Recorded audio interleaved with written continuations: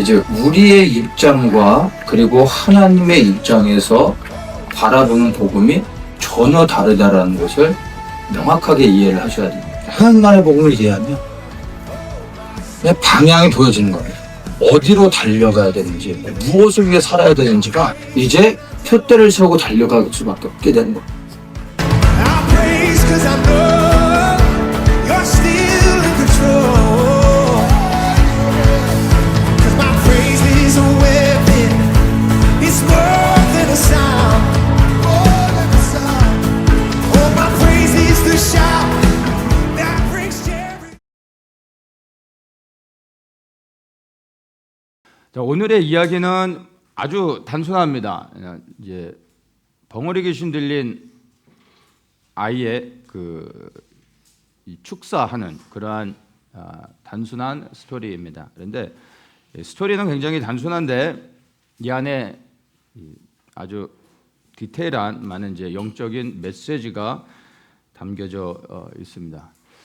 어떤 사람들에게는 오늘 나누는 이 말씀이 좀 유익할 수 있겠지만 또 어떤 사람들에게는 별로 이렇게 상관없는 연관성 없는 이야기가 될 수도 있습니다. 그래서 오늘 이 말씀은 모든 분들에게 필요한 유익하다기보다는 필요한 사람에게 또 유익한 말씀이 될 것 같습니다. 그래서 여러분들이 말씀을 통해서 바라기는 모든 분들에게 이 말씀이 유익했으면 좋겠습니다. 말씀을 한 절씩 제가 보면서 자세하게 하나하나 좀 나누도록 하겠습니다.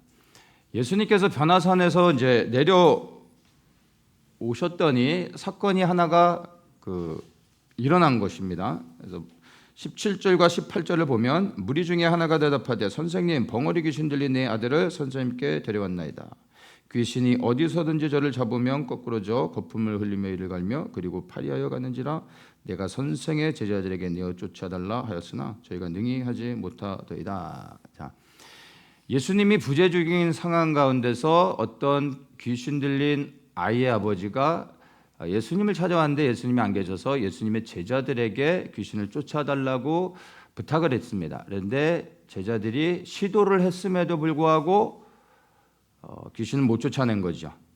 여기에서 이제 사건이 발생해서 사람들이 모여서 이제 여러 가지 논쟁이 시작되어진 겁니다. 여기서 아버지의 말에 우리가 좀 귀 기울여야 됩니다. 이제 예수님이 내려오셨을 때 이 아이 아버지가 예수님을 보고 이제 17절에 예수님한테 가서 묻습니다. 선생님, 벙어리 귀신 들린 내 아들을 선생님께 데려왔습니다. 예수님, 내 아이가 벙어리 귀신 들렸습니다. 이렇게 말을 합니다. 이걸 잘 이해하셔야 됩니다. 예수님께 와가지고 말을 못하는 내 아이를 고쳐주십시오, 치유해 주십시오 이렇게 말하는 것이 아니라 뭐라고 얘기합니까? 벙어리 귀신이 들었습니다. 이 귀신을 쫓아주십시오 이렇게 말하고 있는 겁니다. 그러니까 이것은 치유가 아니라 축사의 상황인 겁니다. 치유와 축사는 완전히 다른 겁니다. 이 아이의 아버지는 이 아이가 병든 것이 아니라 귀신 들렸다라는 것을 정확하게 알고 무엇이 문제인지를 예수님께 이야기하고 있는 겁니다. 그래서 이것이 이제 무엇을 의미하는지 우리의 귀신 들린 이 아이를 고쳐주십시오, 치유해 주십시오, 이렇게 쫓아주십시오 이렇게 얘기했을 때 그것이 의미하고 있는 것이 몇 가지 있습니다. 첫째는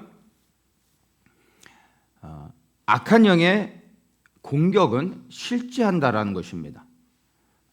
근데 신앙생활을 하고 있지만 사실은 어떤 사람들은 영적인 것에 대해 전혀 무지하여서 일평생 신앙생활하고 교회 안에 머물고 있음에도 불구하고 영적인 어떤 충돌들, 영적인 사건들, 영적인 현상들 이런 것을 한 번도 경험해 보지 않고 살아가는 사람도 생각보다 많습니다. 그런데 여러분 이것을 경험하든 안 하든 악한 영의 공격은 실제라는 것입니다.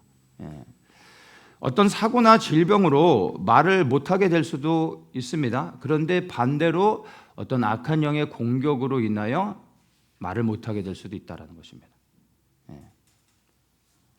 그래서 이것을 모든 상황 가운데 적용해야 됩니다. 악한 영에 의해서 우리가 질병을 얻을 수도 있고요. 어떤 문제가 발생할 수도 있습니다. 그러니까 육체적인 문제들뿐만 아니라 정신적인 문제 가운데서도 악한 영의 공격에 의해서 그런 것들이 일어날 수도 있다라는 것입니다. 뭐 때문에 일어난다고요? 악한 영의 공격에 의해서. 그러니까 모든 문제나 모든 질병이 악한 영으로부터 시작된 것이다라고 이 생각을 하면은 이건 심각한 오류가 되는 겁니다. 이건 아주 문제가 굉장히 커지는 겁니다. 그런데 모든 문제를 악한 영으로 비롯되어졌다 말할 수는 없지만 어떤 문제들은 악한 영으로 인하여 생겨날 수 있다라는 것을 여러분들이 이해하는 것이 굉장히 중요합니다. 그래서 자연적으로 일어난 육적으로 일어난 문제는 육적으로 해결을 해야 되는 것입니다. 그런데 영적으로 일어난 문제는 영적으로 접근해서 해결을 해야 됩니다. 그래서 어떤 문제를 대면할 때 이것이 육적인 문제로 인하여 비롯된 것인가 아니면 영적인 문제로 인하여 비롯된 것인가를 먼저 분별하고 난 다음에 그 후에 그 상황에 맞게 접근하며 해결하는 것이 너무나 중요하다는 겁니다. 그러니까 예를 들어 제가 매일 요즘 뭐 규칙적으로 생활하지 않고 뭐 아무 때나 먹고 싶은 대로 먹고 뭐 정크푸만 먹고 식생활도 관리를 전혀 안 하고 뭐 이렇게 살아간다면 몸이 이제 망가지겠죠. 그리고 뭐 비만도 생기고 그럴 거 아니에요. 근데 이런 문제를 제가 영적으로 해석하고 이 악한 영이 나를 공격하는구나 하고 뭐 제가 기도하고 축사하고 이렇게 접근하면은 몸의 문제가 해결이 되겠습니까? 전혀 안 된다는 거죠. 아무리 기도해도 해결되지 않는다는 겁니다. 반대로 악한 영의 어떤 공격에 의해서 문제가 발생을 했는데 그것을 분별하지 못해서 육적인 방법으로 해결하려고 하고 병이 들었는데 악한 영의 공격에 의해 병이 들었는데 그거를 병원을 가서 의사를 통해서 세상적인 방법으로 의학적으로 접근해서 치유하려고 한다면 치유가 되겠습니까? 안 된다는 것입니다. 그래서 먼저는 적절하게 그 문제를 분별하는 것이 너무나 중요하다라는 것입니다.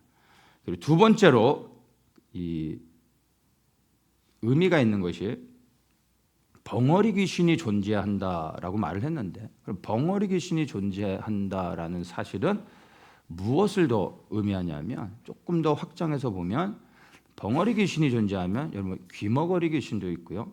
장님 귀신도 있고요.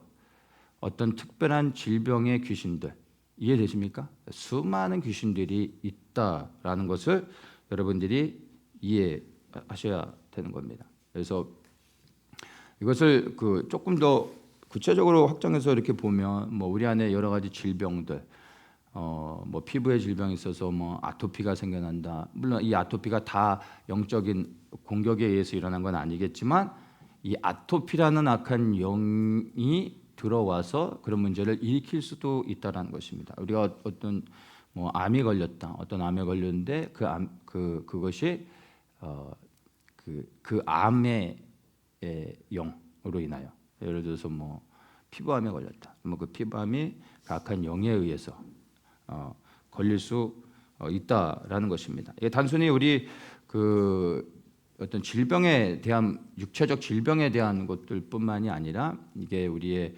정신적인 거에도 연관이 됩니다. 뭐 우리가 스트레스 받는 거, 뭐 일을 많이 하고 그래서 스트레스를 받을 수도 있지만 이 스트레스도 악한 영의 공격에 의해서 스트레스를 받을 수도 있습니다. 오늘 현대인들 많이 알고 있는 것도 이제 우울증 같은 것들 있죠.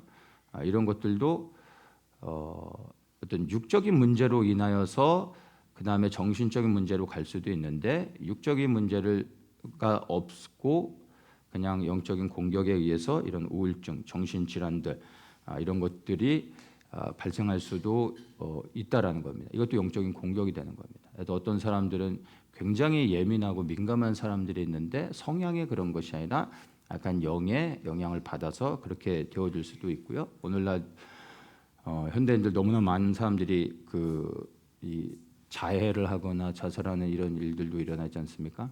이런 것들이 영적인 공격에 의해서 일어나는 경우가 많습니다.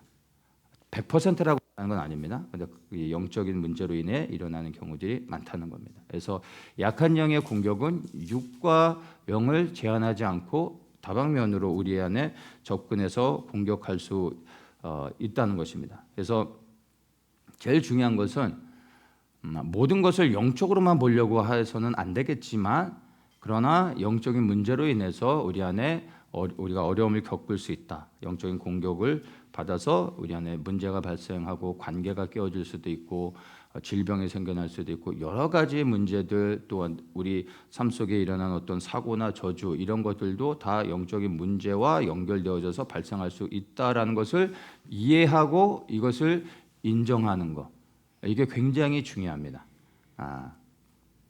근데 이것이 전제되지 않고 이것을 받아들이지 않으면 문제는 해결이 안 됩니다. 그러니까 나한테 영적인 문제가 생겼는데 이것을 영적인 문제로 먼저 이해하고 받아들이지 않으면 이 문제의 해결은 일어날 수 없습니다. 예수님도 도와주실 수 없는 겁니다. 내가 그것을 받아들이지 않고 거부하면 문제의 해결은 될 수가 없습니다. 근데 이거를 여러분들이 잘 이해하시고 여러분들에게 적용하며 여러분 자신을 좀 돌아볼 필요가 있습니다. 제가 이렇게 경험적으로 보면 어떤 사람 안에 문제를 이제 좀 보게 돼서 이제 적절한 때 그 사람 안에 있는 이제 영적인 문제들을 이야기해주면 어떤 분들은 그런 것에 대하여 굉장히 불쾌하게 생각하고 아주 예민하게 반응하며 그것들을 거부하는 경우들이 있습니다.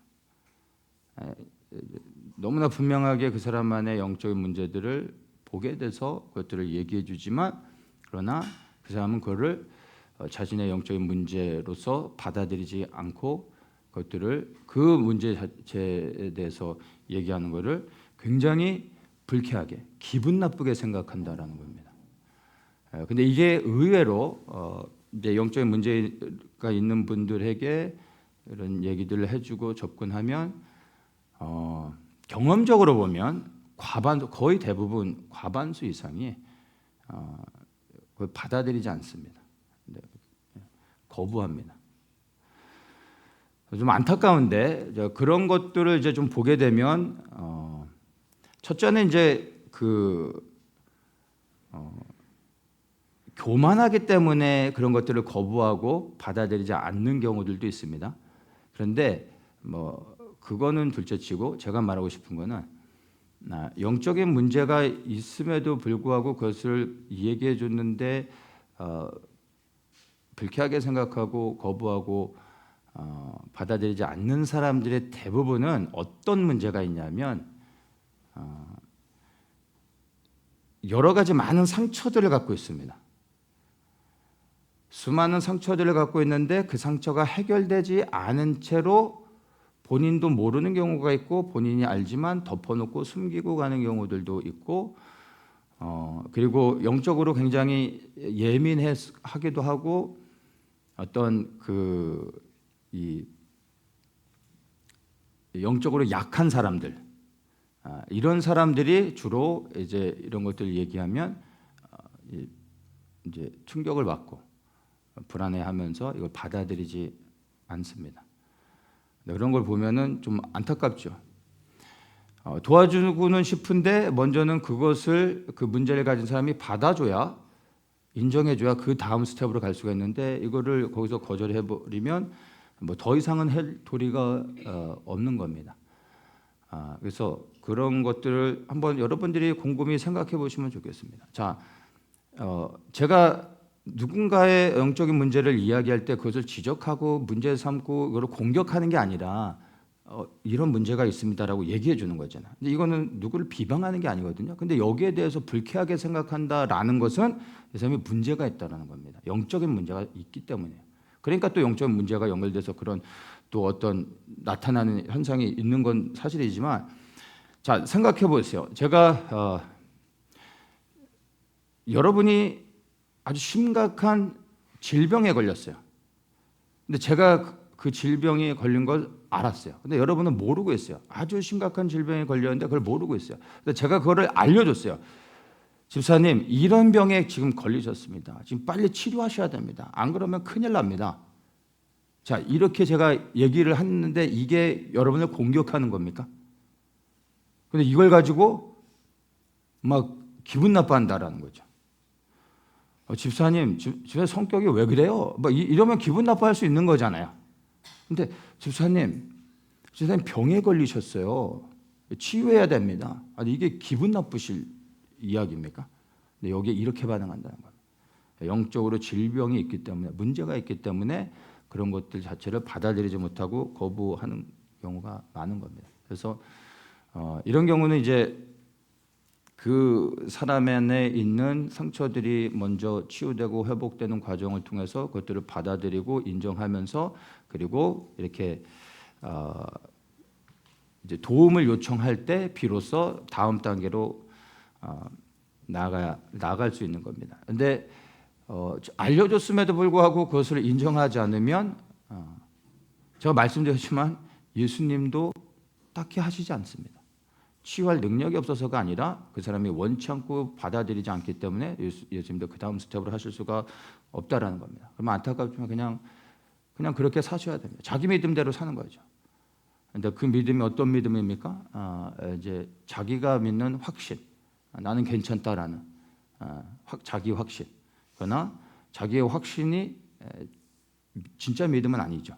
근데 생각보다 그런 사람들이 많다는 겁니다. 그래서 여러분들 스스로가 이런 부분에 대해서 나는 어떻게 반응하고 있는가, 귀 기울여 듣고 분별하며 또 이런 것들을 영적으로 잘 분별해서 받아들이고, 그리고 이것들이 분별되어질 때 정말로 이 치유를 위해서 주님을 의지하며 나아가려고 하는가, 아니면 이런 얘기 자체들에 대해서 불쾌하게 생각하며 거절하는가, 이런 것들 여러분 잘 보셔야 됩니다. 첫째는 교만일 수도 있고요.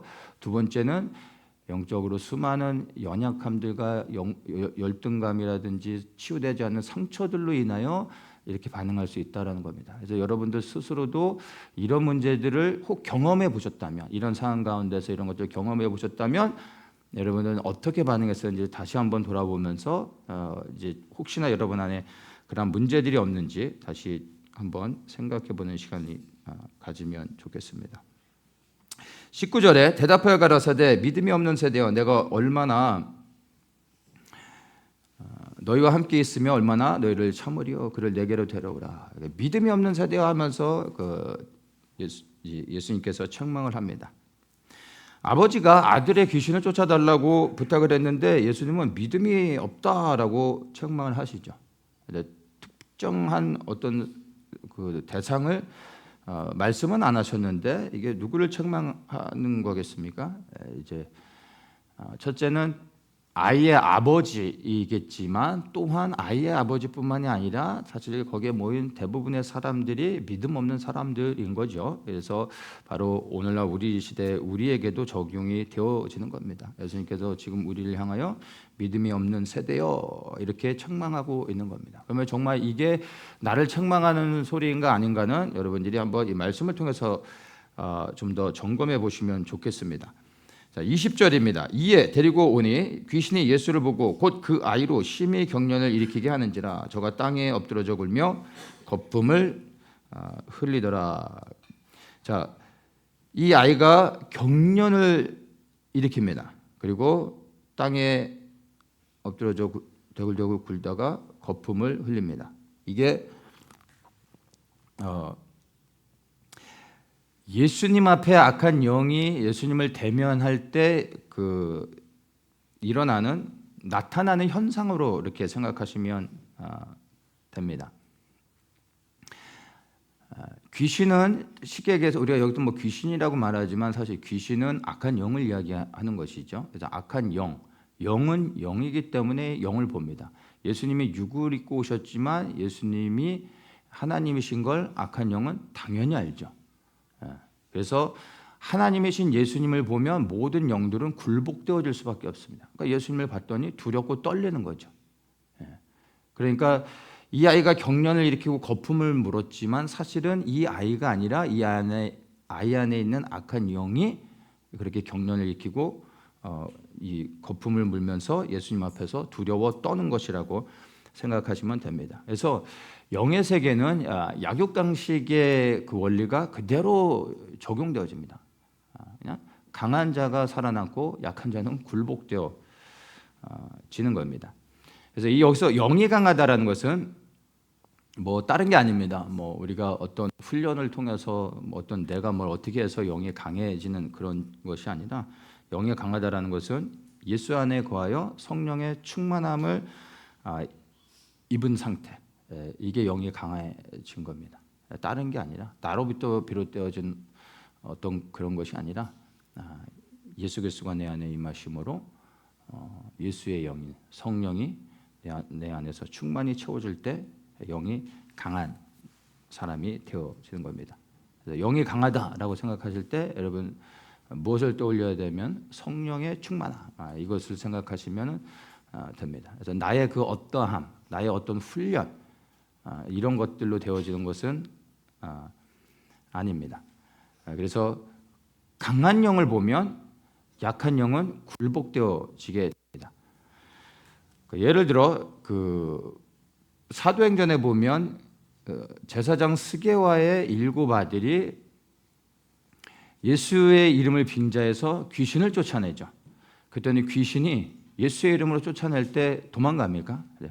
내가 예수도 알고 바울도 알지만 너는 누구냐? 이러면서 오히려 그 7 아들을 공격해서 이 아들들이 도망가는 그런 이제 스토리가 있습니다. 자, 내가 예수로 인하여 충만해져 있으면 여러분 말하지 않아도 영이 압니다. 그리고 거기에 반응할 수밖에 없습니다. 왜냐하면 영은 영을 분별해서 알기 때문입니다. 그래서 모든 영들은 예수님을 두려워하죠. 근데 내 안에 예수의 영이 없음에도 불구하고 있는 것처럼 이렇게 뭐 포장하고 이렇게 하면 사람들에게는 그것들이 뭐 속고 넘어갈 수 있을지 몰라도 영은 그렇죠. 속을 수가 없는 거죠. 영은 영을 보니까 보는 그대로 아는 것입니다. 그래서 모든 영들은 예수님을 두려워합니다. 악한 영들뿐만 아니라 천사들도 예수님을 두려워하죠. 그런데 이 어리석은 우리 인간들만 예수님을 두려워하지 않는다는 것입니다. 그래서 악한 영들이 예수님을 두려워하는 것은 예수님을 무서워하는 것이죠. 공포 그 자체입니다. 왜냐하면 그들은 악의 편에 서 있기 때문에 예수님이 무서울 수밖에 없는 겁니다. 왜냐하면 그들을 심판하시는 분이기 때문에. 그런데 그리스도인이 갖는 예수님에 대한 그 두려움은 뭐 무서움, 공포 이런 것이 아니라 예수님을 경외하는 것이죠. 일반적인 우리가 느끼는 공포와 같은 무서움, 이 두려움 이런 것과 예수님을 경외하는 두려움은 완전히 다른 것이죠. 이거는 이해하실 겁니다. 그래서 우리가 예수님을 경외하는 마음들을 가져야 됩니다. 우리 어린아이일 때는 부모를 존중하지는 못하죠. 존경한다라는 것은 어렵습니다. 그렇죠? 어린아이들이 아직 존중이란 단어 자체를 이해하기도 어렵고 부모를 존중하는 것은 어렵습니다. 그냥 부모를 좋아하고 따르고 부모에게 편안하게 뭐 하는 거죠. 어리니까. 근데 이 아이가 성장하고 그리고 이제 성숙해지게 되면은 부모를 존중하게 됩니다. 성숙해지면. 그렇죠?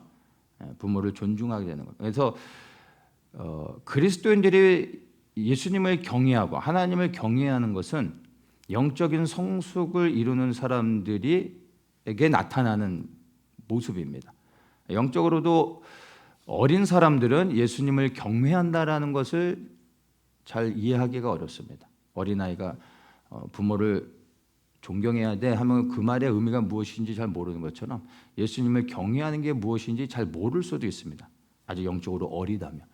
근데 이것은 누가 가르쳐서 한다기보다는 영적으로 성숙해지면 본인이 그냥 영으로 깨달아하는 거죠. 어느 날부터 예수님이 그냥 편안하고 좋고 친구 같기도 하고 뭐 내 마음 언제든지 내 마음을 토로할 수 있는 정말 마음씨 좋으신 하나님으로 생각이 되어지다가 어느 순간부터 내가 좀 더 성숙해질 때 예수님이 두려워지기 시작하는 겁니다. 근데 그건 무서운 두려움 뭐 이런 게 아니라 이제 존중하게, 쉽게 얘기하면 존중하게 된다는 것이죠. 우리보다 훨씬 더 우리가 존경하는, 그리고 우리보다 훨씬 더 높은 포지션에 있는 분을 만날 때 그 앞에서 우리 자신을 단정하게 하고 자세를 바르게 하는 이런 것들이 있지 않습니까? 친구들을 만날 때와 그리고 아주 높은 사람을, 내가 존경하는 아주 높은 사람을 만날 때 내 태도는 달라지지 않습니까? 이런 것을 경외하는 것으로, 하나님을 경외하는 것으로 생각하시면 되는 겁니다. 이건 누가 가르쳐서 되는 게 아니라 예수님을 경외하라 이렇게 해서 되는 게 아니라 내가 성숙해지게 되면 어느 순간부터 편안해지던 예수님이 두려워지게 되는 겁니다. 이건 나쁜 게 아닙니다. 이렇게 가야 되는 겁니다. 예수님이 두려워지게 되는 사람, 예수님을 경외하게 되는 사람들에게 나타나는 일이 뭐냐면 예수님이 두려워지기 시작했기 때문에 죄를 멀리하게 되어집니다. 이해되십니까? 네. 예수님이 두려워지기 시작하는 순간 예수님 앞에서의 모든 행동 하나하나가 이제는 긴장되어지는 겁니다. 그러나 그렇다고 해서 예수님과의 관계가 서먹서먹해지고 뭔가 불편하냐 이런 게 전혀 아닙니다. 예수님과의 친밀함은 여전히 그대로 있지만 더 깊어지지만 그러나 예수님 앞에서 나의 태도는 항상 더 예수님을 경외하며 두렵고 떨린 가운데 예수님 앞에 서게 된다는 겁니다. 근데 이 예수님을 경외할수록 우리는 죄를 멀리하게 될 수밖에 없게 되는 겁니다. 예수님이 두렵지 않기 때문에 죄를 쉽게 지게 되는 겁니다. 예수님이 두려워지는 순간 우리가 죄를 멀리하게 될 수밖에 없습니다. 그러니까 영적으로 성장하셔야 되는 겁니다. 여러분이 아직도 스스로 생각할 때 아직 예수님을 경외하는 게 나는 잘 뭔지 모르겠다라고 생각하시는 분들이 있다면 아직은 영적으로 더 성장하셔야 되는 겁니다. 여러분 스스로가 정말 이제 예수님이 두렵다라는 것이 무슨 의미인지 알고 여러분 스스로가 생각할 때 나는 정말 예수님을 경외하고 있다라는 마음의 생각이 든다면 이제 영적으로 더 성숙한 단계로 가고 있는 겁니다. 그런데 그 단계로 우리는 계속해서 더욱더 깊어져 가야 된다라는 것을 생각하고 우리 사랑하는 우리 모든 성도들 안에 예수님을 사랑할 뿐만 아니라 예수님이 편안해질 뿐만 아니라 예수님과 더욱더 친밀해지지만 그러나 예수님을 두렵고 떨린 가운데 경외하시는 분들이 되시길 주님의 이름으로 축원합니다. 21절입니다. 예수께서 그 아비에게 물으시되 언제부터 이렇게 되었느냐 하시니 가로되 어릴 때부터이니이다. 자, 예수님이 질문하죠. 언제 이렇게 됐냐? 근데 아버지의 대답이 어릴 때부터입니다. 이렇게 얘기합니다. 그러니까 어릴 때부터라 하면 태어날 때부터 이러지 않았다라는 겁니다. 그러면은 태어날 때는 정상이었는데 어느 시점에 이 아이에게 귀신이 들어갔다라는 것이죠. 예. 여기에서 어릴 때부터입니다라고 할 때 이 원어의 의미로서 이 어릴 때의 나이를 추정해 보면 대략 2살 정도라고 보시면 됩니다. 그러니까 아이가 태어나고 1년에서 2년 사이에 이제 귀신이 들어갔다 이렇게 생각하면은 될 것 같습니다. 이제 아버지가 이 아들을 태어날 때 잘 이 아이를 잘 보살피고 하면서 관심 있게 보았겠죠. 그리고 정상적이었는데 어느 시점에 이 아이에게 귀신이 들어간 것입니다. 성경에서 어떤 경로를 통해서 들어갔는지에 대해서 말해주지 않기 때문에 우리가 이것에 대해서 단정할 수는 없지만 중요한 것은 무엇입니까? 정상적인 아이였는데 귀신이 들어갔다라는 겁니다. 여러분, 우리가 지금 지극히 정상이지만 이러한 일들이 이 어린아이에게 일어났다면 우리에게도 동일하게 일어날 수 있다는 것도 여러분들이 이해하시고 긴장하셔야 되는 겁니다. 네. 우리에게도 어느 순간 어느 시점에 악한 영이 우리 안에 들어갈 수 있습니다. 우리를 제어할 수 있습니다. 그리고 우리를 공격하고 우리를 장악할 수 있다는 것을 여러분들이 분명히 기억을 하셔야 됩니다. 베드로전서 5장 8절에 근신하라 깨어라 너희 대적 마귀가 우는 사자같이 두루삼키며 삼킬 자를 찾나니.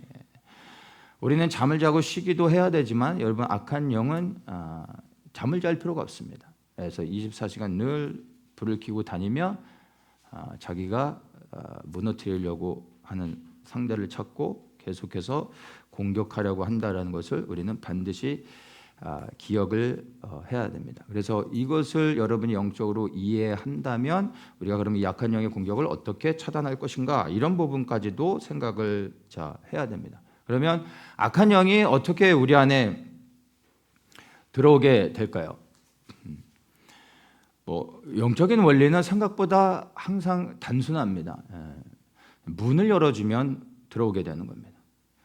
문이라고 해서 여러분의 집의 현관문이 아니라 여러분의 마음의 문을 열어주면 악한 영이 들어오게 되는 겁니다. 문이라는 장치는 그 출입을 위한 거죠. 그래서 이제 우리가 출입할 때마다 들어오고 나갈 때마다 문을 열고 닫고 합니다. 근데 문은 꼭 출입을 위해서뿐만이 아니라 이 차단하기 위한 그 장치도 되는 것이죠. 내가 들어갈 땐 열지만 그러나 내가 들어가고 난 후에 원치 않는 사람들이 들어오는 것을 막기 위해 문을 닫고 잠그는 겁니다. 그렇죠? 그래서 출입을 위한 것이기도 하지만 또 차단을 위한 것이기도 합니다. 들어오게도 할 수도 있지만 못 들어오게도 할 수 있는 것이죠.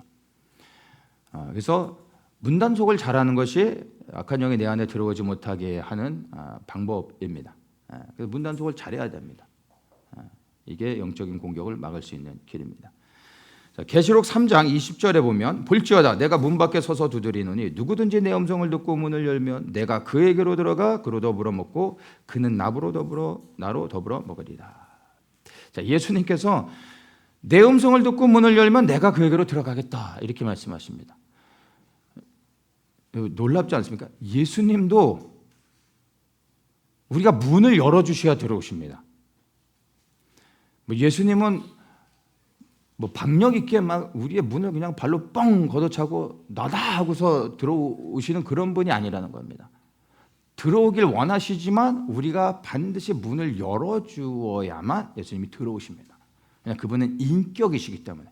그분은 너무나 우리를 사랑하셔서 원래 우리가 주님께 속한 거기 때문에 마땅히 그분이 들어오시는 게 맞는 거죠. 그러나 그럼에도 불구하고 우리가 문을 열지 않으면 들어오지 않으십니다.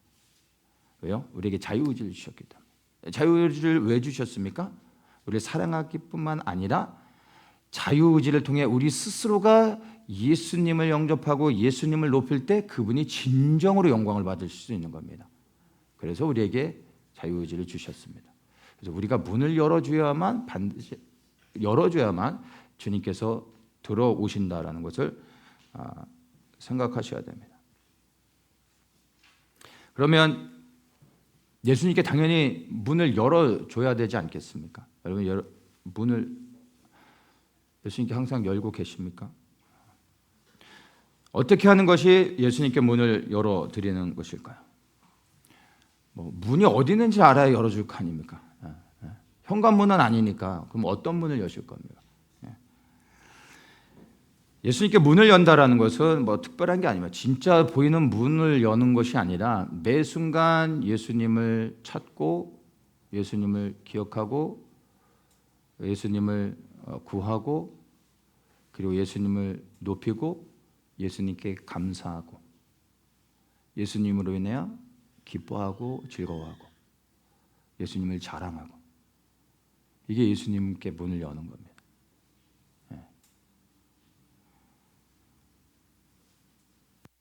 예수님께 매일 문을 열고 계십니까? 확실한 거는 주일날에는 여러분들이 문을 활짝 열다는 건 제가 100% 압니다. 주일이 지나 월요일부터 토요일까지는 바쁘시죠. 그래서 문을 잠근 채 문을 잠근 줄도 모르고 일주일 지나가다 주일날에는 활짝 열죠. 주일날에 닫는 사람은 없습니다. 월요일부터는 닫고 계시다가 뭐 성경책도 주일 지나면 지퍼 다 끝까지 올리고 주일날 갖고 와서 열고 하는 것처럼 주일날에는 예수님께 활짝 여는데 나머지 주일은 안 여는 사람들이 많다는 겁니다. 예수님을 생각할 시간이 어디 있어요? 일주일 내내 뭐 이것저것 뭐 바쁘고 정신없고. 근데 정말 예수님께 문을 여는 사람은요, 뭐 24시간 예수님만 생각하고 있다는 게 아니라, 여러분 나침반이 항상 북쪽을 향하게 되는데 이 나침반을 건드려서 탁 놓은 순간 나침반이 다시 북쪽을 향하게 됩니다. 근데 이 나침반을 다시 건드려서 그거를 이렇게 지지하고 있으면 이 나침반이 북쪽으로 못 가죠. 그래 놓는 순간 다시 북쪽을 향하는 겁니다. 우리가 일상 가운데 분주해서 막 이것저것 막 하다가도 순간 다시 예수님을 바라보는 거죠. 어떻게 24시간 예수님을 생각하고 있어요? 그럼 불가능하죠. 그래서 뭐 24/7 뭐 다윗의 장막 24시간 기도 뭐 이거 한때는 유행했지 않습니까? 저 이거 되게 싫어했는데 결국에는 그 열매들이 다 나타나잖아요. 그렇게 하는 교회들이 사실은 다 좀 문제들도 있었고 지금 그렇게 안 합니다. 진짜 뭐 24시간 그렇게 기도하는 게 진짜 주님을 예배하는 게 아닙니다. 내 일상생활 가운데 내가 최선을 다하면 나의 일에서 최선을 다하고 살아가는 게 사실 주님을 섬기는 거죠. 근데 그런 일에 최선을 다하다가 잠시 내가 쉬는 시간이 되어지거나 잠시 이제 내가 다른 것을 할 때 그 짧은 순간에 예수님을 다시 바라보는 겁니다. 예수님을 생각하는 겁니다. 따로 예수님께 기도하고 예수님을 높이고 또 예수님의 도움을 구하고 또 그러다 또 내가 해야 될 일들 하고. 이게 별거 아닌 것 같지만 정말 예수님을 사랑하지 않고 늘 일상의 모든 것이 예수님께 맞춰져 있지 않으면 이렇게 되지 않습니다. 해보십시오. 부단히 노력해도 안 됩니다. 이게 예수님이 내 안에 계시고 정말 예수님과 온전히 하나됨으로 연합하여 예수님으로 충만해 살아가지 않는 사람이면은 분주하게 막 이거 하다가 딱 쉴 때 뭐 예수님 생각하겠냐, 그냥 뭐 혼자 그냥 쉬어야지 뭔 예수님을 생각합니까? 나침반은 늘 항상 북쪽을 향하려고 하는 이 성향이 있는 것처럼 우리가 늘 예수 그리스도 안에 거하면 분주하게 무슨 일을 하다가도 그 일이 딱 끝나는 순간 예수님을 생각하고 바라보고 예수님을 높이고 예수님을 인해 기뻐하고 감사하게 되는 겁니다. 이게 아주 짧은 시간인 것 같지만 이게 무시로 성령 안에서 기도하는 거고 감사하고 주님을 높이는 겁니다. 이게 되어져야 되는 겁니다. 자, 그래서 예수님께 문을 연다는 건 뭐 특별한 게 아닙니다. 여러분 특정한 문을 열려고 하지 마시고 여러분 늘 일상 가운데 예수님을 사랑하시고 예수님을 높이시기를 축복합니다. 자, 반대로 악한 영은 우리가 문을 열어주지 않아도 예수님은 문을 열어주셔야만 들어오시는데 악한 영은 열어주지 않아도 강제로 열고 들어오려고 합니다. 다행인 것은 우리가 열어주지 않으면 악한 영은 뭐 들어올 수는 없습니다. 그래서 이 악한 영은 어떻게 해서라도 우리의 문을 열고 들어오기 위해서 어떻게 합니까? 강제로 열고 싶어 하지만 강제로 여는 것은 불가능하기 때문에 악한 영이 문을 열기 위해 악한 영이 문을 직접 열 수는 없습니다. 우리가 열어줘야지만 들어옵니다. 이게 영적인 원리예요. 그래서 악한 영은 우리로 하여금 문을 열 수밖에 없도록 열도록 만듭니다. 이게 우리를 이제 악한 영이 속이는 방식입니다. 그래서 우리로 하여금 자발적으로 문을 열어 악한 영이 이제 들어오는 것입니다. 그래서 악한 영이 우리 안에 들어오는 통로를 보면 뭐 닿을 수 있는 부분입니다. 보는 것, 듣는 것, 말하는 것, 그 생각하는 것을 통해서 들어옵니다. 아주 일상적이고 누구나 생각할 수 있는 그 어떤 아주 기본적인 선에서 악한 영이 들어오게 되는 겁니다. 보는 것 통해서 들어옵니다. 뭘 볼 때 들어오겠습니까? 우리가 뭐 성경을 보고 있는데 악한 영이 들어오겠습니까? 그런 건 아니겠죠. 그럼 뭘 볼 때 들어올까요? 뭐 TV 볼 때 들어오는 거죠. 뭐 TV 보는 게 잘못됐다는 게 아니라 우리가 어떤 걸 보는데 그것이 하나님이 기뻐하시지 않는 것들일 수 있는 거예요. 그러니까 내가 뭐 TV를 보든 어떤 사물을 보는 어떤 바깥의 상황을 보고 때 충격적인 걸 보는 순간 악한 영이 내 안에 들어올 수 있습니다. 여러분 사고가 나는 현장, 끔찍한 장면들을 보면 내가 이제 내 영이 혼이 놀라게 됩니다. 그래서 내가 놀랄 때 악한 영이 들어올 수 있습니다. 보는 걸 통해 들어오는 거예요. 이해되십니까? 더러운 것을 보고 악한 것들 보고 음란한 것들을 보면 그때 문이 열리게 되는 겁니다. 그러면 들어오는 겁니다. 이해되십니까? 그래서 보는 것들을 잘 제어하는 게 중요합니다. 또 이제 듣는 걸 통해서 들어옵니다. 누군가가 이제 우리 자신에게 저주하는 말들, 비방하고 욕하거나 이런 험담하는 이야기를 들을 때 악한 영이 들어올 수 있습니다. 근데 이거는 듣는 자체로서 들어오는 게 아니라 나에게 나에게 좋지 않은 부정적인 말들을 했을 때 그것을 내가 받아들이면 들어오는 겁니다. 누군가 나를 저주했다고 해서 무조건 그것이 내게 어떤 영향을 주는 것은 아닙니다. 근데 그걸 내가 받아들이면 들어오게 되는 겁니다. 근데 많은 사람들이 사실은 듣는 걸 통해서 즉각적으로 반응합니다. 연예인들이 자신에 대한 어떤 공격성 댓글 같은 걸 보다가 이제 자살하는 그런 뉴스들 많이 보지 않습니까? 듣는 걸 통해서 충격을 받고 자살하는 거예요. 그럼 무엇입니까? 받아들였다라는 거예요. 그걸 들을 때 한쪽 귀로 들리는 건 막을 수는 없잖아요. 듣고 한쪽 귀로 흘릴 수 있는 영적인 능력이 있어야 됩니다. 모든 사람들이 사실 이런 부분에서 좀 민감할 필요가 있습니다.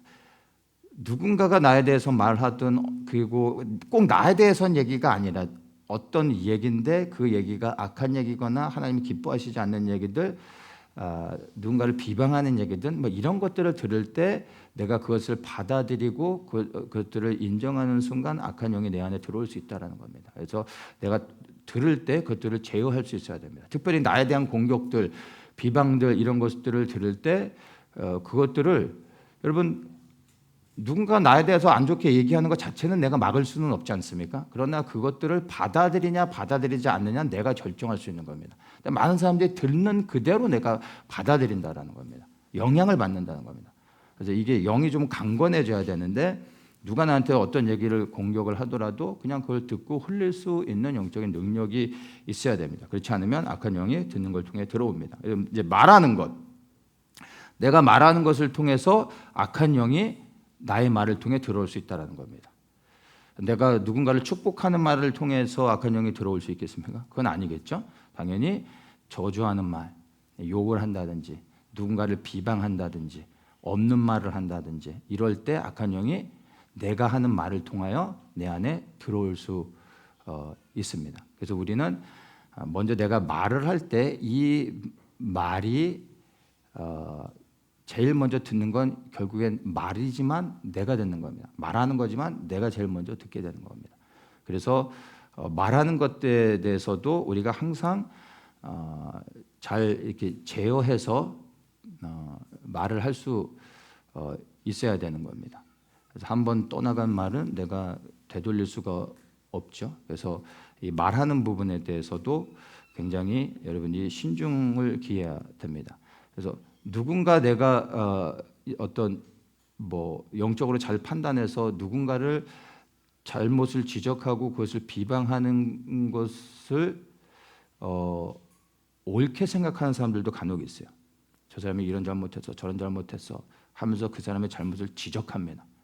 근데 영적인 분별을 위해서 이 상황들을 판단하는 거, 파악하는 거 이거는 괜찮은 겁니다. 근데 그걸 가지고 판단하는 순간 그리고 누군가를 비방하는 순간 그것이 맞고 틀리냐는 하나도 중요하지 않습니다. 누군가를 비방하는 순간 그것은 죄를 짓는 것입니다.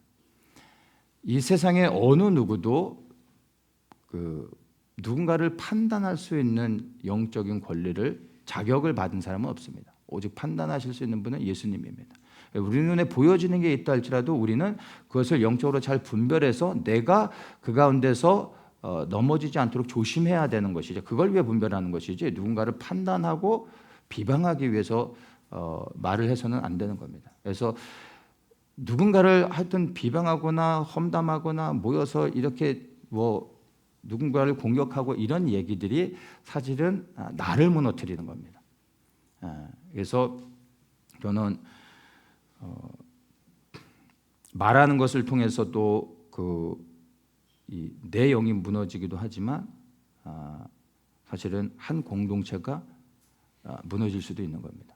그래서 말하는 것, 여러분들이 그것을 정말 주의해야 되고, 이 말하는 것을 제어하지 못하는 사람들 여러분 주변에 있게 된다면, 보게 된다면 저는 여러분들에게 권하고 싶습니다. 여러분, 말을 함부로 하는 사람, 누군가를 비방하는 사람, 공격하는 사람, 험담하는 사람, 맞는 얘기라 할지라도 누군가의 잘못을 자꾸 드러내는 사람, 여러분 가까이 하면 안 되는 사람이에요. 결국엔 여러분의 영에도 전혀 유익하지 못하게 돼요. 듣다 보면 나 또한 거기에서 묻어지게 되고, 나 또한 듣는 것을 통해 나의 영적인 것들이 무뎌지면서 반응하게 됩니다. 근데 그런 자리에 있지 않는 게 좋고, 그런 사람과 만나지 않는 게 좋습니다. 저는 차라리 그런 사람들과의 관계를 정리하라고 저는 권면하고 싶습니다. 그래서 여러분들이 스스로 그런 것들을 잘 주의하면서 내가 보고 듣고 말하고 하는 것들을 잘 제어하시기를 바랍니다. 그리고 또 이제 생각하는 걸 통해서도 들어오게 되죠. 뭐 이건 다 아실 겁니다. 우리가 음란한 생각하면 악한 음란의 영이 들어오는 겁니다. 폭력을 생각하면 폭력의 영이 들어오는 겁니다. 그러니까 생각하는 순간 내가 장악되어지는 겁니다. 그래서 생각을 제어하는 것도 너무나 중요한 부분입니다. 뭐 이 부분은 뭐 얘기하지 않아도 너무나 더 여러분들이 잘 아실 수 있는 부분입니다. 그래서 내가 마음대로 내 생각으로 뭐 할 수 있는 거 아니냐라고 생각할 수 있지만, 여러분 악한 영이 하는 방법은 우리 안에 어떤 생각을 딱 던져줍니다. 가짜인데 생각을 던져줘서 그 생각에 사로잡히게 만듭니다. 이해되십니까? 그리고 그 생각이 실제가 되어지는 거예요. 그 생각을 딱 내가 붙잡는 순간 그 생각이 실제가 되어지고, 그것을 실제로 믿는 순간 어느 날 그게 실제로 내 삶 속에 나타나게 되는 겁니다. 그래서 나는 안 돼 하는 생각을 사단이 악한 영이 줬는데 그걸 받아들이는 거죠. 그리고 이것을 믿는 겁니다. 그러면 진짜 내게 저주가 임하는 겁니다. 이해되십니까? 누군가를 오해하게 만듭니다. 그게 사실인 것처럼 받아들이게 합니다. 그러면 관계는 깨어지는 것이죠. 이게 사단이 원하는 겁니다. 그래서 생각은 내가 생각하는 것 같지만, 내가 생각한다고 해도 다 이 생각이 나로부터 비롯된 게 아니라 악한 영이 우리 안에 영이 들어와 혼 안에 생각을 넣어주는 겁니다. 가룟 유다에게도 가룟 유다가 예수님을 팔려고 처음부터 생각한 게 아니라 생각을 넣어줬죠. 가룟 유다가 그거를 받아들인 겁니다. 이해되십니까? 그래서 내가 생각한다고 해서 다 나로부터 비롯된 게 아니라, 이게 우리 안에 생각을 주셔서 지혜를 주셔서 깨닫게 하셔서 생각하게 하실 수도 있지만, 반대로 악한 영도 우리에게 똑같이 할 수 있다는 것을 아셔야 됩니다. 그래서 내가 생각한다고 다 내 생각이 아니라 이게 누구로부터 온 생각인지를 잘 분별하실 수 있어야 됩니다. 그리고 하나님이 기뻐하시지 않는 그런 생각들을 스스로 분별하고 차단할 수 있는 능력을 갖는 게 중요합니다. 이런 것들을 통해서 악한 영이 들어옵니다. 또 한 가지가 죄를 지을 때 악한 영이 들어옵니다. 내가 죄를 지으면 이때는 합법적으로 악한 영이 당당하게 들어올 수 있는 겁니다. 그래서 우리가 항상 주님 앞에서 온전히 설 수 있도록 노력을 해야 되는 겁니다. 이런 것들을 보면은 사실은 우리 모든 사람들이 악한 영에게 사실 문을 다 날마다 열어주고 있다라는 겁니다. 이해되십니까? 우리 중에서 이 문을 잘 관리하고 있는 사람은 아무도 없습니다. 알게 모르게 우리가 정도의 차이만 있을 뿐이지 우리가 다 악한 영에게 문을 열어주고 있습니다. 물론 문을 조금 열어줬다고 해가지고 그 몇 번 열어줬다고 해서 우리가 악한 영에 완전히 사로잡히고 장악되어져서 그 완전히 무너지는 이런 것은 아닙니다. 그러나 생각해 보십시오. 이런 것들이 일상 가운데 늘 반복되어지고 계속해서 누적되어지면 어떻게 되겠습니까? 어느 순간 어느 시점에 되어질 때 완전히 한순간에 딱 묶이는 겁니다. 완전히 묶이기 전까지는 우리가 모를 수도 있습니다. 근데 이것을 계속 방치하게 되면 어느 순간 이제 내 스스로가 제어할 수 없을 만큼 사단이 나를 완전히 장악할 수 있다라는 것을 여러분이 생각하셔야 됩니다. 그래서 무엇이 중요하냐면 100% 내가 이 문을 잘 완벽하게 차단할 수 있는 것은 아닙니다. 문을 열어줄 수도 있는 거죠. 매 순간 매일 날마다 예수 그리스도의 보혈의 피로 정결케 씻는 것들, 그리고 분별하고 회개할 것들은 회개하고, 그리고 내 안에 들어온 악한 영들이 있다면 예수의 이름을 명하여 쫓아내고, 그리고 다시 문을 잠그는 이런 이제 반복되는 과정들이 매일의 삶 속에서 나를 돌아보면서 주님께 여쭙고, 그리고 또 분별하면서 이런 것들을 클렌징하는, 그리고 나를 돌아보고 주님이 또 책망케 하시는 것들을 들을 수 있어야 되는 겁니다. 내 스스로는 모든 걸 다 할 수가 없기 때문에 주님으로부터 들어야 됩니다. 주님, 제가 주님 앞에서 온전하지 못한 것들, 주님, 제가 어떤 악한 영에게 문을 열어준 것들이 혹시 있지 않습니까? 주님, 제가 그런 것이 있다면 깨닫게 해주시고 그것들을 알게 해주십시오라고 여러분이 구하셔야 되는 겁니다. 그럴 때 주님께서 알게 해주시면 그것들을 받아들이고 다시 점검하고 문을 잠그면 되는 겁니다. 자, 그렇다면 마음의 문을, 우리 그 마음의 문을 지키는 것이 중요하다고 했는데, 마음의 문을 지키는 거 어떻게 지킬 수 있나, 이 부분을 한번 보겠습니다. 로마서 8장 6절에 보면 육신의 생각은 사망이요 영의 생각은 생명과 평안이라. 육신의 생각은 사망, 영의 생각 생명과 평안. 영의 생각이라고 하고 있습니다. 생각이라고 말하고 있죠. 자, 그래서 마음이 사실은 곧 생각입니다. 마음이 생각이라고 이해하시면 됩니다. 우리의 마음 안에서 생각이 나오게 되는 것이죠. 그래서 마음과 생각을 뭐 같은 것으로 보셔도 될 것 같습니다. 그래서 생각을 지키는 것, 그게 곧 마음의 문을 지키는 것입니다. 내 생각을 지키는 것이 굉장히 중요합니다. 보고 듣고 말하는 것을 통해 결국엔 생각되어지는 겁니다. 이해되십니까? 이 세 가지가 다 연결되어져서 생각으로 가게 되는 겁니다. 예. 그래서 영의 생각은 생명과 평화, 이렇게 말을 하고 있습니다. 그래서 중요한 건 생각을 지켜야 되는 거죠. 생각. 근데 영의 생각이 해야 마음을 지킬 수 있다는 거예요. 영의 생각. 내가 생각을 잘하는 게 중요한 게 아니라 영의 생각을 해야 마음을 지킬 수 있다는 겁니다. 영의 생각이라는 게 무엇이냐면 로마서 8장 9절에 만일 너희 속에 하나님의 영이 거하시면 너희가 육신에 있지 아니하고 영에 있나니 누구든지 그리스도의 영이 없으면 그리스도의 사람이 아니라. 그리스도의 영, 하나님의 영, 이렇게 말하고 있습니다. 성령이시죠. 성령의 생각이 영의 생각인 것입니다. 성령의 생각. 그렇다면 결국에는 내가 생각을 잘해야지 그 마음의 문을 지킬 수 있는 게 아니고요. 무엇입니까? 성령께서 내 안에 임하셔야 내 안에서 영의 생각으로 충만히 채워지게 되는 겁니다. 이게 마음의 문을 지킬 수 있는 유일한 길인 겁니다. 내 스스로가 뭐 생각을 제어하면서 진짜 뭘 잘 지키려고 해서 되는 게 아니라 예수님이 내 안에 충만해짐으로 인하여 성령이 나를 완전히 임재하셔서 통치하실 때 내 안에 모든 생각들이 성령으로 인하여 통제되어지는 겁니다. 그럴 때 생각을 지킬 수 있게 되어지는 겁니다. 그래서 여러분, 악한 생각을 안 하는 것이 생각을 지킬 수 있는 길이 아니라 성령님이 내 안에 충만해져야 내 마음의 문을 지키고 생각을 지킬 수 있다는 것을 아셔야 됩니다. 나의 선행과 노력으로 되어지는 게 아니라 사실은 성령님이 내 안에 임하셔야 되는 것입니다. 성령께서 우리 안에 어떻게 생각을 지키시는지를 좀 보면 빌립보서 4장 6절과 7절에 아무것도 염려하지 말고 오직 모든 일에 기도와 간구로 너희 구할 것을 감사함으로 하나님께 아뢰라. 그리하면 모든 지각에 뛰어난 하나님의 평강이 그리스도 예수 안에 있는 너희 마음과 생각을 지키시리라. 우리가 잘 아는 말씀이죠. 자, 이것을 조금 다르게 생각해 보면은 성령께서 우리에게 어떤 상황 가운데서도 주님을 신뢰하고 감사할 수 있는 마음을 주십니다. 그리하여 우리의 생각을 지켜주시는 겁니다. 모든 상황 가운데도 주님 앞에 감사하는 것은 사실은 내가 아니라 내 안에 계신 성령께서 그 마음의 생각을 지켜주시기 때문에 원치 않는 상황 가운데서도 내가 평안한 가운데 주님 앞에 감사하며 주님께 영광을 올리며 여전히 주님을 신뢰할 수 있다는 겁니다. 그게 성령이 내 안에서 하시는 일인 것입니다. 그래서 마음의 생각은 사실은 우리가 지켜야 되는 것인데 우리가 지킬 수 있는 것이 아니라 우리 안에 계신 성령께서 지켜주시는 것입니다. 성령의 도우심이 필요합니다.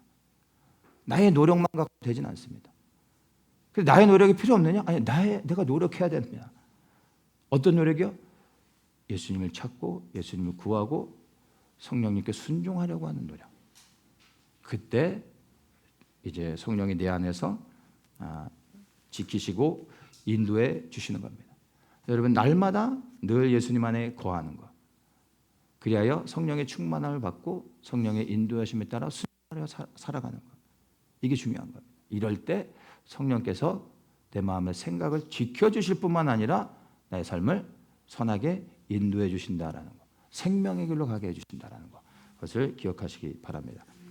22절입니다. 귀신이 저를 죽이려고 불과 물에 자주 던졌나이다. 그러나 무엇을 하실 수 있거든 우리를 불쌍히 여기사 도와 주옵소서. 자, 아버지가 예수님께 이제 도움을 요청하는데 구체적으로 어떻게 얘기하냐면 무엇을 하실 수 있거든 우리를 불쌍히 여기사 도와주십시오. 무엇을 하실 수 있거든 이렇게 얘기합니다. 이제 영어 성경에서는 if you can do anything 이렇게 말합니다. 만약 할 수 있으면 뭐라도 좀 해보십시오 이런 얘기입니다. 여러분, 예수님만이 제 아들의 귀신을 쫓아내줄 수 있습니다. 예수님 도와주십시오 이거하고 예수님 혹시 귀신을 쫓아내실 수 있으면 좀 뭐라도 좀 한번 해보십시오. 이거 완전히 다른 거죠. 근데 예수님한테 와가지고 이 아버지가 어떻게 하고 있어요? 예수님이 하실 수 있을지는 잘 모르겠지만 내가 다른 방법이 없으니까 딱히 방법이 없어서 예수님 제발 뭘 좀 하실 수 있으면 아무거라도 좀 해보십시오 이겁니다. 예수님이 이 말씀을 들었을 때 어떠시겠습니까? 이 사람은 왜 이렇게 예수님을 찾아와서 이런 식으로 요청을 할까요? 예수님 하실 수 있으면 좀 해보십시오. 믿음이 없는 겁니다. 예수님을 찾아오긴 찾아왔는데 예수님을 온전히 신뢰하는 믿음이 없는 겁니다. 믿음이 없으니까 이렇게 얘기하죠. 예수님을 정말 믿으면 어떻게 얘기하겠습니까? 예수님만이 하실 수 있으면 고쳐주십시오. 단순하게 얘기하는 겁니다. 믿음이 없으니까 뭐라도 해보십시오 이렇게 얘기할 수밖에 없는 겁니다. 예수님이 이제 23절에 말씀하시죠. 할 수 있거든요. 무슨 말이냐? 믿는 자에게는 능치 못할 일이 없다. 이렇게 책망하시면서 이제 믿음의 중요성에 대해서 말씀하고 있습니다. 오직 믿음으로 이 아이의 귀신을 쫓아낼 수 있다. 믿어야 된다. 이렇게 말씀하고 계시는 겁니다. 여러분, 악한 영을 쫓아내는 것은 믿음이 있어야 되는 겁니다. 믿음이 없으면 주님이 하실 수 없습니다. 능력이 없어서가 아니라 우리의 믿음이 없음으로 인하여 일하지 않으시는 겁니다. 예수님은 항상 모든 일을 우리와 함께 우리를 통하여 일하실 때 우리의 믿음을 보고 일하십니다. 믿음이 없는 자를 통하여 일하지 않으십니다. 자, 믿음이 너무나 중요하다고 말씀드렸는데 잘 보십시오. 여러분, 우리가 구원을 어떻게 받습니까? 믿음으로 받는 겁니다. 믿지 않으면 예수님 구원하지 않으십니다. 믿어야 구원해 주십니다. 성경을 보십시오. 하나님께서 그래도 예수님께서 어떤 사람들을 택하여 사용하십니까? 히브리서 11장을 보세요. 아브라함부터 쭉 나오는데 다 믿음의 사람들이었습니다. 믿어야 사용하십니다. 그러니까 아무나 사용하시는 게 아니라 예수님이 항상 믿음 있는 자를 찾으시는 겁니다. 믿음을 통하여 구원하시고 믿음을 통하여 하나님의 일을 행하시는 거예요. 믿음 있는 사람과 연합하십니다. 그러면 치유와 축사는 무엇을 통하여 하시겠습니까? 믿음을 통하여 하시는 겁니다. 믿음입니다. 믿음. 결국엔 다 믿음입니다. 믿음. 여러분, 수없이 기도하실 텐데 여러분 기도할 때 어떤 마음으로 하십니까? 믿음으로 하십니까? 아니면 의심과 염려와 두려움으로 하십니까? 어떤 사람들은 예수님께 막 기도를 합니다. 간구하는 것들이 있죠. 막 기도는 하는데 염려와 걱정과 근심과 의심과 두려움 가운데 기도하는 사람도 많습니다. 여러분의 기도를 한번 잘 살펴보십시오. 여러분이 아무리 기도를 많이 한다 할지라도 오래 했다 할지라도 부르짖어 기도했다 할지라도 여러분의 기도 가운데 믿음 없이 의심과 염려로 걱정으로 기도했다면 그 기도는 아무런 능력이 없습니다. 시간을 헛되이 낭비한 겁니다. 기도는 오래 하는 게 중요하지 않습니다. 많이 하는 게 중요하지 않습니다. 짧은 기도를 할지라도 믿음으로 하는 기도. 그래서 믿음이 중요합니다. 여러분 기도하실 때 정말 나는 믿음으로 하고 있는가? 여러분 스스로 한번 점검해 보십시오. 믿음으로 구해야 됩니다. 믿음으로 구하면 능치 못함이 없다 말씀하고 있습니다. 믿음으로 구할 때 담대히 선포할 수 있고 믿음으로 구할 때 주님이 역사하시며 그분이 응답해 주신다는 겁니다. 그러면 또 여기서도 의심하고 질문하는 사람들이 있을 겁니다. 믿음으로 기도했는데도 불구하고 응답받지 못하는 경우들에 대해서 생각을 하게 됩니다. 그렇죠? 믿음으로 구했음에도 불구하고 응답이 없는 경우도 있습니다. 야고보서에서 그것을 얘기해 주는데 4장 3절에 구하여도 받지 못함은 정욕으로 쓰려고 잘못 구함이니라. 믿음이라고 해서 다 같은 믿음은 아닙니다. 여러분 내가 아무리 믿음으로 구했다고 해서 다 응답받는 게 아니라 하나님의 뜻이 이루어진다라는 것을 믿는 믿음, 이것이 하나님의 뜻이다라는 확신 가운데 기도할 때 역사하시는 겁니다. 주님, 내가 이걸 기도하면 주님께서 반드시 이 기도를 응답해 주실 걸 나는 믿습니다. 내가 이것을 바라고 소망하고 구하는 것인데 내가 정말 필요한 건데 내가 정말 간절히 구할 것이고 주님이 반드시 들어주실 걸 믿습니다라는 이 믿음이 아니라 이건 내 소원이 성취된다는 나로부터 비롯된 믿음 아닙니까? 그런데 예수님을 움직일 수 있는 이 응답받는 기도의 비결은요, 하나님의 뜻을 믿는 믿음인 것입니다. 그래서 하나님의 뜻을 믿는 사람이 무엇을 기도합니까? 하나님의 뜻을 기도합니다. 하나님의 뜻이 이루어질 걸 믿는 믿음을 가지고 기도하는 사람이 나의 것을 가지고 기도하겠습니까? 그래서 하나님의 뜻 안에 합한 기도를 하는 사람들의 기도는 100% 다 이루어지게 됩니다. 우리가 하나님의 뜻을 기도함에도 이루어지지 않는 기도들도 있죠. 이루어지지 않고 있는 게 아니라 사실은 하나님의 때에 하나님께서 이루실 걸 믿고 우리는 믿음으로 계속 기도하며 주님께 올려드리면 되는 겁니다. 우리가 믿음으로 하나님의 뜻을 구한다 할지라도 하나님께서 이루시고자 하는 모든 것에 하나님의 적당한 때가 있는 겁니다. 우리는 기도하고 주님께 올려드리면 되는 겁니다. 그래서 주님이 기뻐하시는 믿음, 하나님의 뜻을 이루는 그 확신 가운데 담대히 기도할 수 있는 분들 되시길 축복합니다. 24절입니다. 곧 그 아이의 아비가 소리를 질러 가로되 내가 믿나이다. 나의 믿음 없는 것을 도와주소서. 내가 믿습니다. 나의 믿음 없음을 도와주소서. 자, 이 귀신 들린 아이의 아버지가 믿음을 통해서 역사가 일어난다는 것, 그래야 아이의 축사가 일어나는 것을 깨닫는 순간 즉시로 예수님을 믿기로 결단합니다. 주님, 내가 믿습니다. 멋있지 않습니까? 이렇게 바로 반응해야 됩니다. 주님, 제가 믿는다니까요. 믿고 있었는데요. 이래버리면 안 되는 겁니다. 인정하는 겁니다. 책망하시잖아요. 주님, 죄송합니다. 내가 믿습니다. 이렇게 나가야 되는 겁니다. 네. 그리고 믿습니다라고 말하면서 뭐라고 합니까? 나의 믿음 없는 것을 도와주소서. 이 기도가 나의 믿음 없음을 도와주소서, 이 기도가요, 여러분 부끄러운 기도가 아니라 사실 이게 능력 있는 기도입니다. 이런 기도가 필요합니다. 이런 기도 하십니까? 주님, 나의 믿음 없음을 불쌍히 여기시고 내게 믿음을 더하여 주시옵소서. 이 기도가 얼마나 능력 있는 기도인지 압니까? 이게 무능한 기도가 아닙니다. 이것은 주님 앞에서 나를 낮추고 주의 도우심을 구하는 정말 능력 있는 기도입니다. 이렇게 기도할 때 주께서 긍휼히 여겨 주시고 내게 역사하시며 내 믿음을 강건케 해 주시는 것입니다.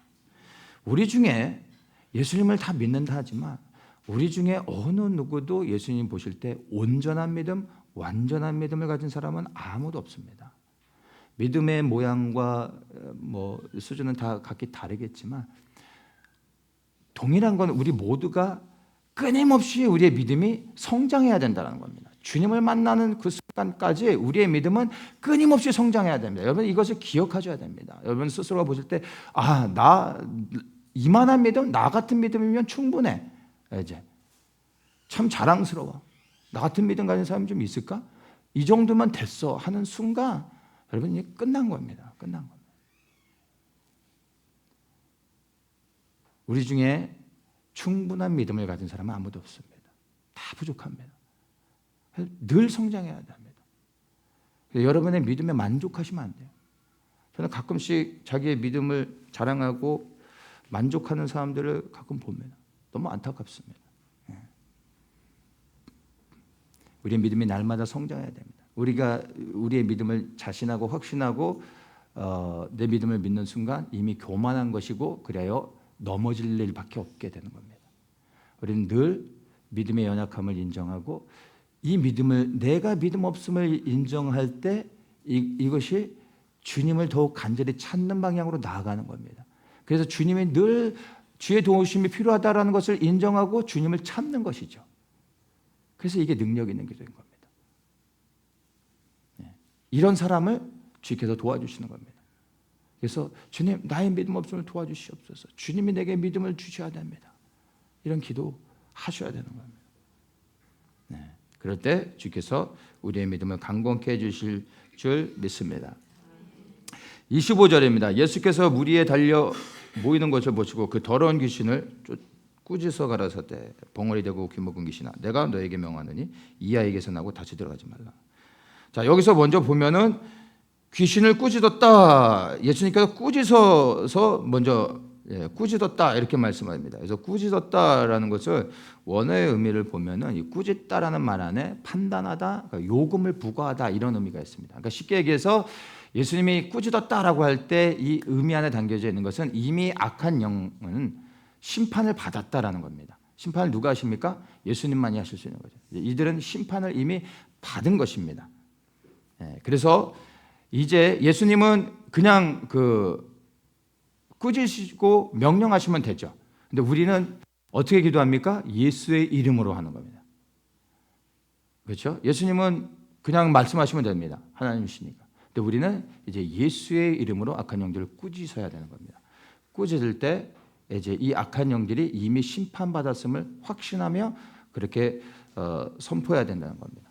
심판은 받았는데 아직도 악한 영들이 활동하는 이유는 예를 들어서 법정에서 사망 선고를 했다 할지라도 사망 선고를 내리는 순간 사형이 집행되는 건 아니잖아요. 언제 집행될지 모르지만 사형의 집행은 확정되어졌고 변치 않는 겁니다. 악한 영들이 이미 심판을 받았습니다. 하나님의 때 예수님께서 이 땅에 오셔서 천년왕국을 이루시고 천년왕국의 마지막에 이제 정말 영원한 불못에 던지시는 일이 일어날 겁니다. 이미 심판은 확정되어졌습니다. 우리는 그것을 믿음으로 취하고 악한 영을 향하여 꾸짖을 수 있어야 되는 것입니다. 그리고 예수님께서 귀신을 쫓아내실 때 귀신의 이름을 정확하게 말씀하시죠. 벙어리 되고 귀먹은 귀신아 이렇게 말씀하십니다. 자, 여기서 이제 보면은 아버지가 왔을 때는 벙어리 귀신 들린 내 아들을 귀신을 쫓아주십시오. 벙어리 귀신만 얘기했는데 예수님은 벙어리 되고 귀먹은 귀신이라고 말씀하고 계시죠. 그러니까 아버지는 이 아이가 벙어리 귀신이 들어왔다는 건 알았는데 귀머거리 귀신도 들어온 것을 몰랐던 겁니다. 그런데 예수님은 다 아시죠. 모든 것을 아시기 때문에 정확하게 벙어리 되고 귀먹은 귀신아라고 말하는 겁니다. 아이가 아주 어린 아이였었기 때문에 말하지 못하는 것을 통해 벙어리 귀신이 들어온 건 알았지만 듣지 못하는 것을 알지는 못했던 것입니다.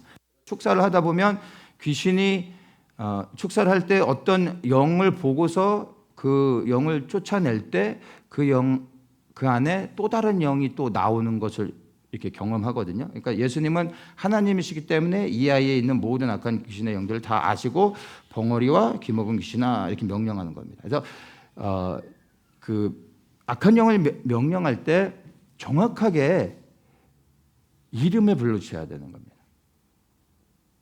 그러니까 악한 영의 이름은 무엇이냐 하면은 그 악한 영에 나타나는 현상을 그냥 이름으로 이해하시면 됩니다. 벙어리가 됐으면 벙어리 귀신이고, 귀먹게 했으면 귀머거리 귀신이고, 눈을 못 보게 하면 장님 귀신인 겁니다. 이해되십니까?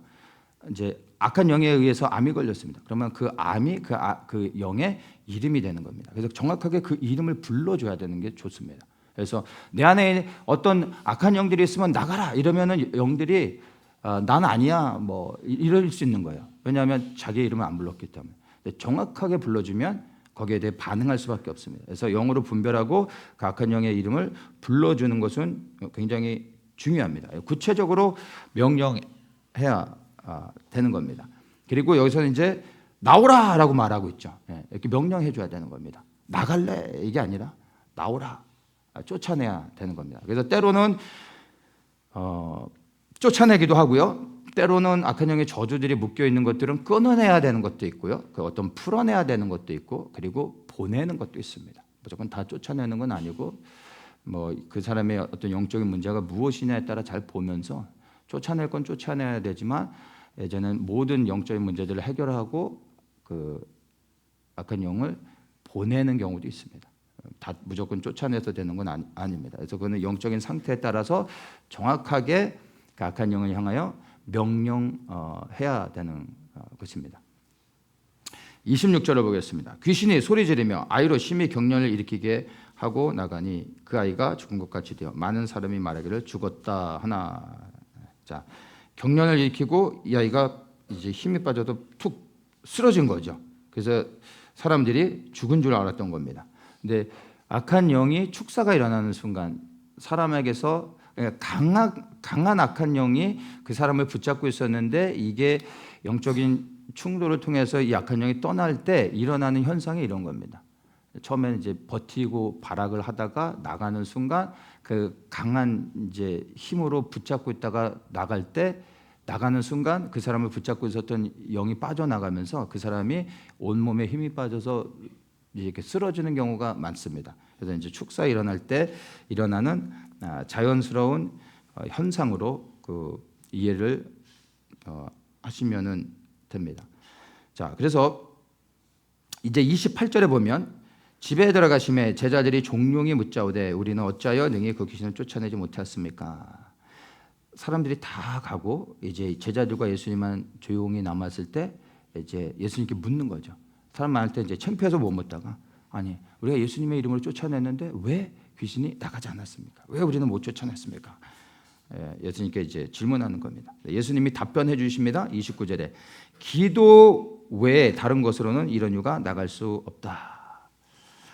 기도 외에는 이렇게 말하고 있습니다. 자, 이게 굉장히 중요합니다. 그리고 제가 이것을 좀 연결해서 좀 번외로 좀 이야기를 좀 하려고 하는데요. 모든 성경에 기도 외에는 이런 유가 나갈 수 없다. 기도 외에는 이런 귀신이 나가지 않는다. 이런 말씀입니다. 근데 킹제임스 성경, 킹제임스 흠정역, 한글 킹제임스. 킹제임스 성경에서는 기도와 금식 외에는 이렇게 나가지 않는다. 이렇게 말하고 있습니다.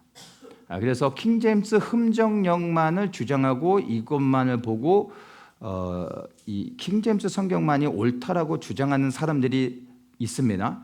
이 사람들은 이걸 가지고 여봐 이 킹제임스니까 정확하게 그 번역을 해가지고 기도와 금식이라고 말하고 있다고 하면서 이걸 가지고 또 자랑합니다. 그런데 제가 이제 결론을 이야기하면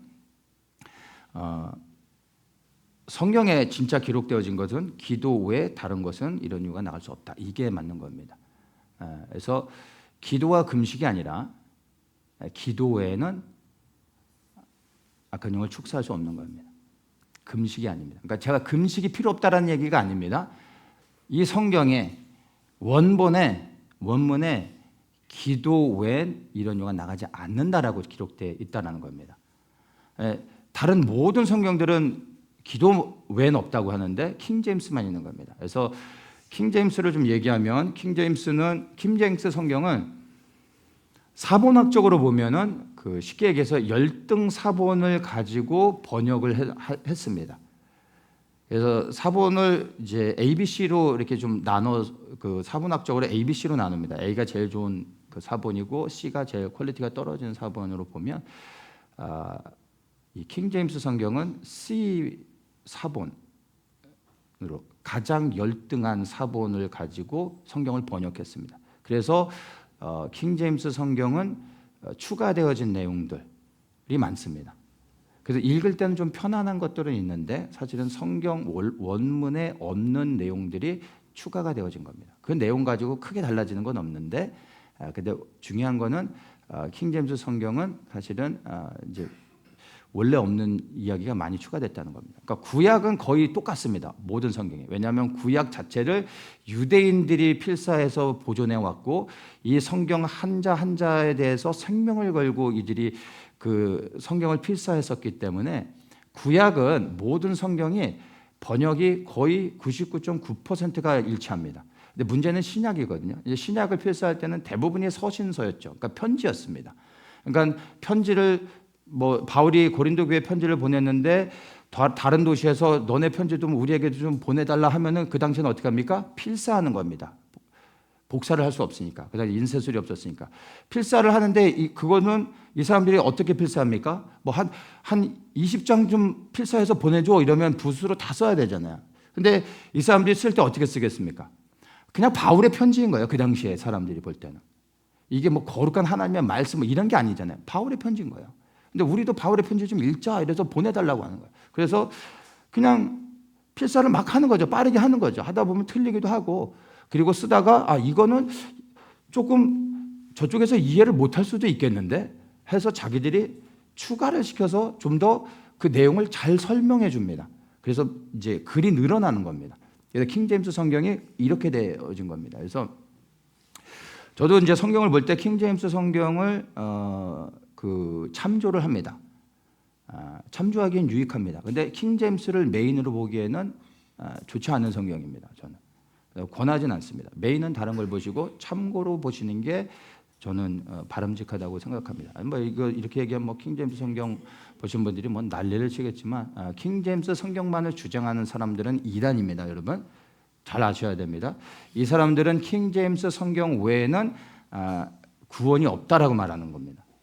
킹제임스 성경을 보는 건 상관없지만 킹제임스 성경만을 주장하는 것은 아주 심각한 이단적 성향이 있다는 것을 아시고 여러분이 킹제임스 성경을 보실 때 잘 분별해서 보셔야 되는 겁니다. 그래서 중요한 것은 기도 외엔 다른 유가 나갈 수 없다. 이런 귀신이 나갈 수 없다라고 이해하셔야 됩니다. 만약에 금식을 추가시키게 되면 행위적인 것으로 가게 되는 겁니다.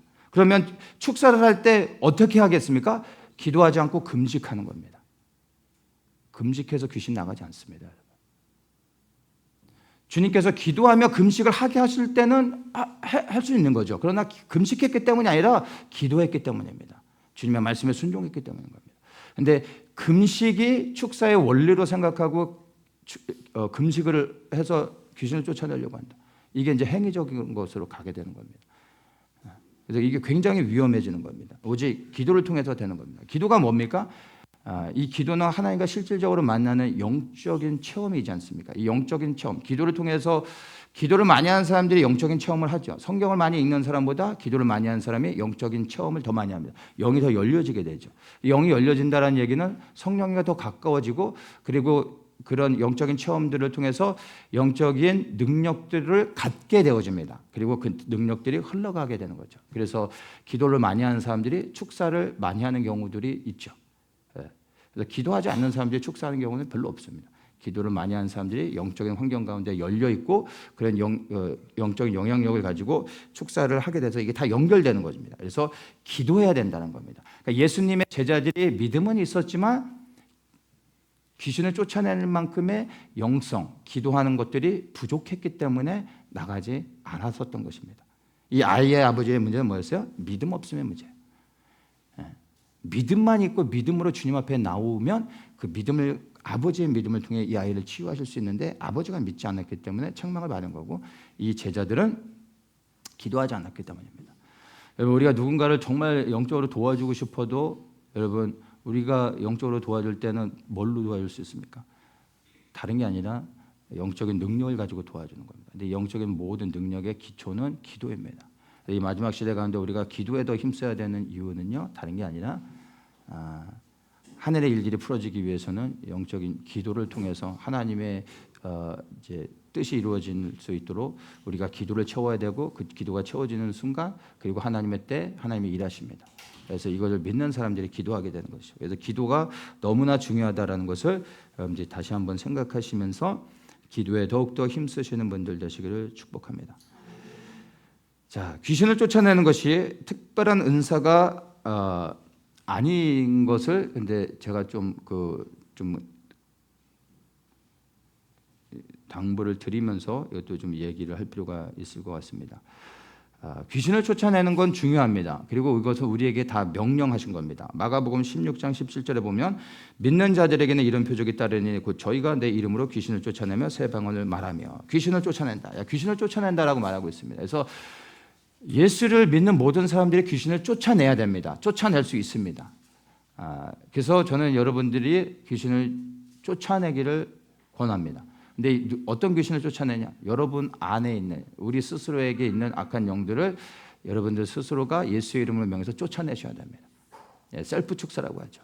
이건 우리에게 명한 것이고 우리에게 주신 하나님의 권한입니다. 하셔야 됩니다. 그런데 저는 또 반면에 좀 염려됨으로 말씀드리는 것은 여러분 스스로에게 축사를 적용하며 여러분 안에 있는 악한 영들을 스스로 예수의 이름으로 쫓아내는 것은 필요하지만 이 축사를 일반적으로 확장시키지는 않기를 권면합니다. 그래서 축사를 함부로 하면 안 됩니다. 여러분 스스로에게는 해야 되겠지만 다른 사람을 축사하는 것들은 저는 권하지는 않습니다. 제가 이제 축사에 대한 경험들을 하면 할수록 느끼는 건 뭐냐면 축사를 많이 하면 할수록 영적으로 노출이 되어질 수밖에 없고 영적인 공격을 받을 수밖에 없습니다. 하면 할수록 느끼는 겁니다. 그리고 이런 것들이 많이 노출되어지면 영적인 문제가 생길 수가 있고요. 축사를 교회의 하나의 큰 사역으로서 하나의 한 축을 이루면서 축사 사역으로 하는 교회들도 간혹 있습니다. 근데 이단성을 가진 교회들인 경우들이 많고요. 이게 계속 이어지면 그 공동체 안에 여러 가지 다양한 수많은 문제들이 일어나게 됩니다. 축사는 반드시 필요한 것이지만 이것을 공개적으로 해서 그리고 반복적으로 이래서 하나의 사역으로서 해서는 유익하지 못합니다. 축사한다고 해서 귀신이 떠나가면 그게 뭐 다 해결될 것 같습니까? 좋은 병원이 있으면은 환자들이 몰리지만 그 좋은 병원이 많은 사람을 치료한다고 해서 여러분 세상의 병들이 다 사라집니까? 아니잖아요. 축사를 하기 시작하면 끝없이 축사하게 되고요. 축사에 묶이게 되는 겁니다. 그리고 다른 영적인 문제들이 일어납니다. 그래서 축사는 꼭 필요한 것이지만 꼭 필요할 때 적용해야지 일반적으로 늘 축사를 하는 것은 바람직하지 않다는 것을 말씀드립니다. 그래서 여러분들이 스스로에게 축사하고 꼭 필요한 상황 가운데 누군가를 도와줄 수밖에 없는 상황 가운데서 축사를 해야 된다면 해야 되겠지만 그런 상황이 아니면 하지 않는 게 맞는 겁니다. 저는 이제 목사기 때문에 해야 되는 상황들이 있고 특별히 제가 우리 공동체 안에 있는 우리 성도님들 가운데 어떤 영적 문제가 있고 축사가 필요하면 저는 그거에 대해서는 제가 뭐 책임을 지고 제가 해야 되는 일이죠. 그러나 제 울타리 넘어서는 저는 영적으로 문제가 있고 보여고 그리고 안타까워도 하지 않습니다. 주님이 특별히 간혹가다 이제 말씀하셔서 도와주게 하시는 케이스는 있어요. 그러면 그럴 때는 도와주지만 제 스스로가 자발적으로 하지는 않습니다. 왜냐하면 제 울타리가 아니기 때문에 굳이 제가 나가서 그 위험을 감수하면서 많은 에너지를 쏘면서 할 필요가 없는 겁니다. 그래서 여러분들이 아셔야 되는 게 만약에 축사를 하다가 축사가 안 되어 내가 공격을 받게 되면 이게 쌓이다 보면 어떨 때는 심각해질 수가 있습니다. 이 축사라는 건 영적인 싸움이거든요. 영과 영이 싸우는 겁니다, 실제로. 근데 내 영이 이 악한 영을 이기지 못하면 내가 전투력이 5밖에 안 되는데 내가 전투력이 10인 영과 싸우는 거야. 그럼 누가 이깁니까? 내가 먹히게 됩니다.